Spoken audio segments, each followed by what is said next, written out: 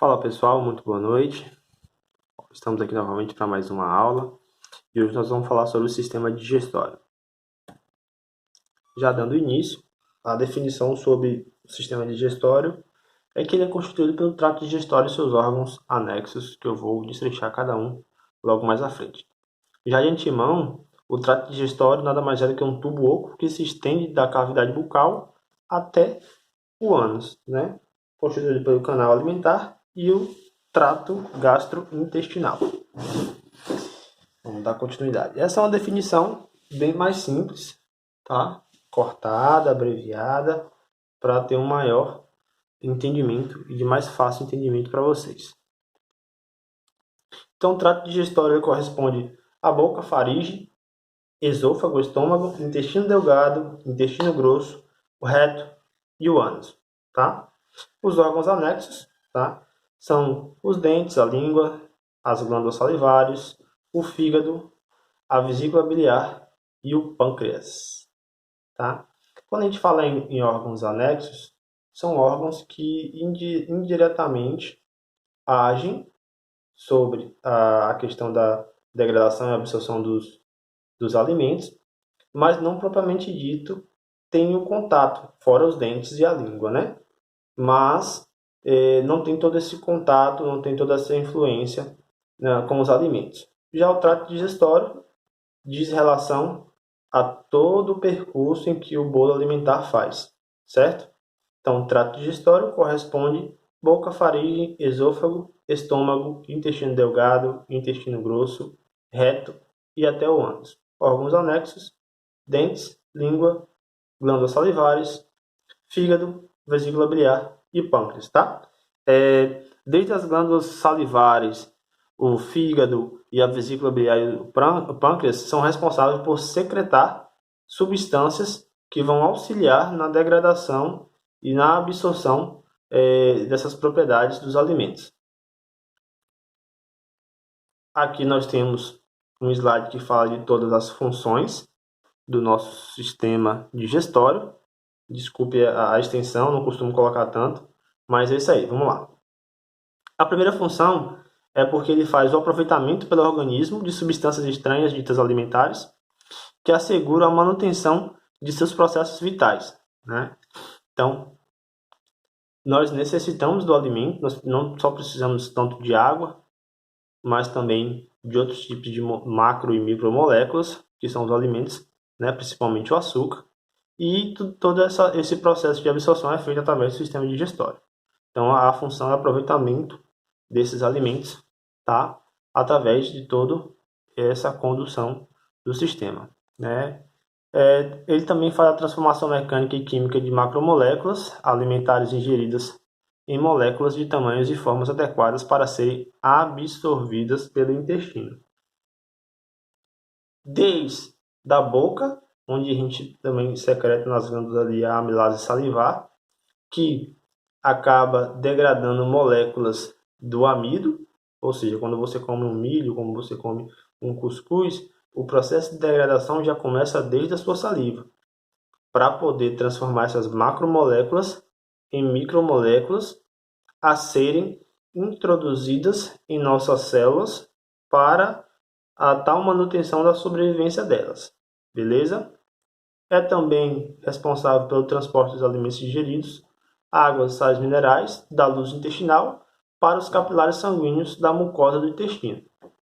Então, todas essas substâncias, todas essas moléculas, elas são adquiridas, né? Nós consumimos elas, e lá no nosso intestino, né, no grosso e no delgado, há um processo de absorção dessas micromoléculas, chegando à corrente sanguínea que vai ser distribuído para os determinados tecidos e células que necessitam desses nutrientes. Ou seja, como eu falei nas aulas anteriores, o sistema circulatório ele tem relação com todos os outros sistemas, assim como o sistema nervoso, né, que está presente em todos, né, os tecidos nervosos estão presentes em todos os órgãos e todos os tecidos do nosso corpo, tá? O sistema circulatório também vai estar presente em todos os órgãos e tecidos do nosso corpo. fazendo essa troca de substâncias. Lá no sistema respiratório foi substâncias gasosas e no sistema digestório, né, dos alimentos e nutrientes, glicose, proteína e tudo mais, lipídios e etc. e tal. A eliminação de resíduos alimentares não digeridos e não absorvidos juntamente com o resto das células descamadas da parte do trato intestinal e substâncias secretadas na luz do intestino. Essa quarta função está fazendo referência ao processo de defecação, né? Nós ingerimos os alimentos, nos utilizamos, transformamos esses macronutrientes ou macromoléculas em micronutrientes e micromoléculas, nos utilizamos e esses resquícios e dejetos de que a gente não vai utilizar, ele vai ser eliminado através das fezes. Por isso tem todo esse percurso lá desde a região superior na boca à região inferior do ânus. Nós temos algumas fases do consumo dos alimentos, tá?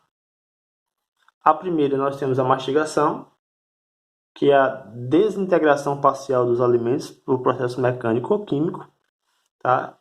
Por isso é necessário a mastigação. Esse processo mecânico é feito através da mastigação com os dentes. Os músculos da ATM fazem o movimento de abertura e fechamento da boca e os dentes formados de cálcio acabam triturando esse alimento, formando essas macromoléculas em micromoléculas, tá? A saliva, né, a secreção da saliva ali, também existem substâncias que são feitas para poder dar essa homogeneidade e começar a fazer essa quebra de moléculas também. Então, o processo de mastigação é quando o bolo fecal está ali dentro da boca e nós fazemos o movimento de mastigação quebrando as moléculas.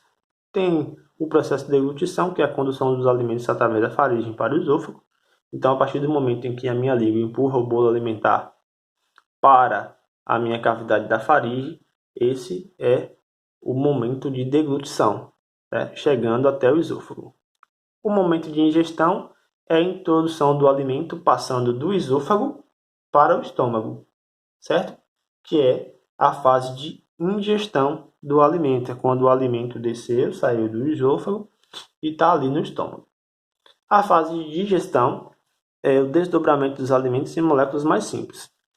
A fase de digestão, propriamente dita, ingestão é quando o bolo alimentar sai do esôfago e vai para o estômago, tá? Ele estando ali dentro do estômago, começa a fase de digestão, que é onde a gente começa a secretar os sucos gástricos, que são responsáveis por quebrar algumas moléculas, tá? Para facilitar o processo de absorção lá na frente, que é o próximo que eu vou falar aqui agora, que é o processo realizado pelos intestinos, o grosso e o delgado, tá? Então, esse processo de absorção, à medida que o bolo vai passando pelo intestino grosso e delgado, nós vamos absorvendo esses nutrientes e jogando eles dentro da corrente sanguínea para que possam chegar no sítio em que lhe é interessado, tá? E aí, por último, nós temos o processo de defecação, que é a eliminação das substâncias não digeridas do trato gastrointestinal, tá? Então, quando a gente come o milho e não mastiga o milho, engole o milho, nós pulamos algumas fases do consumo de alimentos. O processo de mastigação é tão importante para transformar essa macromolécula em micromolécula que quando você engole o milho, ele acaba não conseguindo passar por todas essas fases e quando você lá vai fazer o seu cocô, o milho sai nas fezes, porque você pulou uma das primeiras fases de degradação do alimento, tá? Então é muito importante a mastigação para que haja todo um processo adequado de degradação dos alimentos e absorção. Então, voltando, mastigação, quando a gente faz o processo de mastigação na boca, deglutição, quando a gente com a língua joga o bolo alimentar para a faringe e esôfago. Ingestão, quando o alimento chega no estômago, né, sai do esôfago para o estômago. Digestão, quando os nossos sucos gástricos, né, que faz a barriga, começa a agir, quebrar mais moléculas. Absorção, que é todo aquele caminho que o bolo alimentar faz do intestino grosso delgado, né, todas aquelas voltas que ele faz. E defecação, que é a fase final, a fase de secreção, né, desses alimentos que não foram utilizados. Aqui nós temos os exemplos dos órgãos anexos. Nós temos as glândulas parótidas, que estão ali na região superior à nossa faringe, tá? As glândulas submandibulares, que estão ali abaixo da mandíbula, e as glândulas sublinguais, que estão abaixo da língua, né? Lá na nossa boca. O fígado, o pâncreas e a vesícula biliar, certo?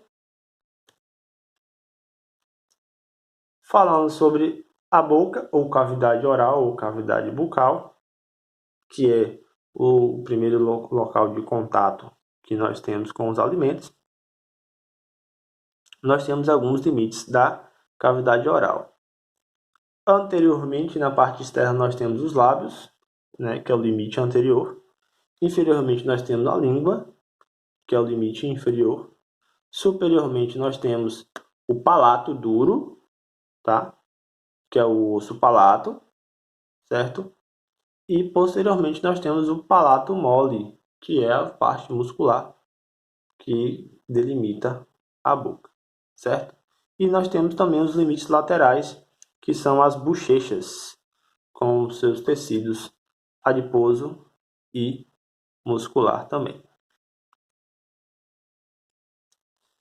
Olhando numa visão anterior, nessa imagem em que aparece um médico examinando um paciente, nós podemos ver a úvula, tá?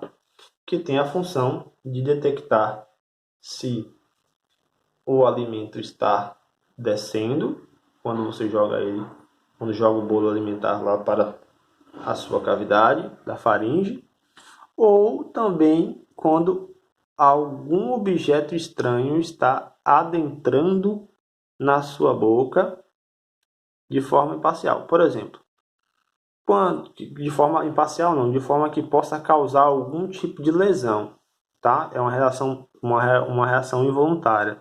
Exemplo, quando a gente está escovando ali os dentes e vai escovar a língua e acaba introduzindo um pouco a mais a escova, nós temos um reflexo de vômito, que é detectado através da úvula. Ela é sensível, ela está ali para isso.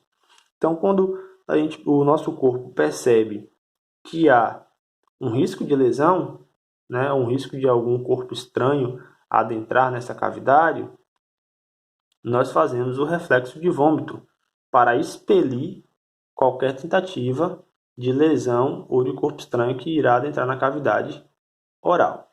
Beleza?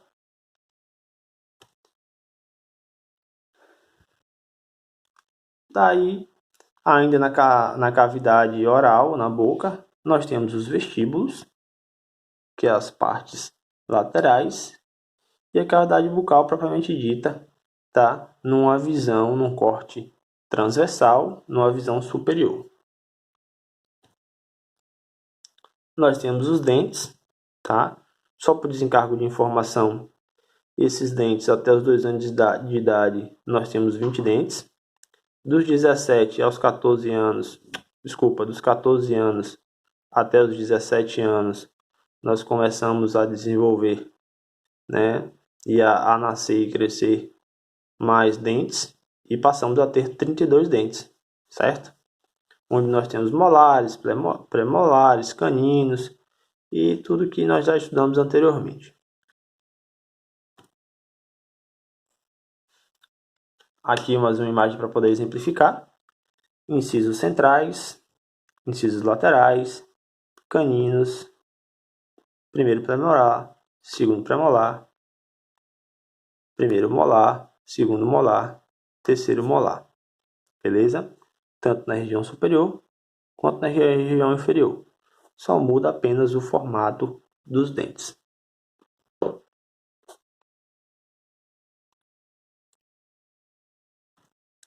Vamos passar. Passando os dentes, nós temos as línguas.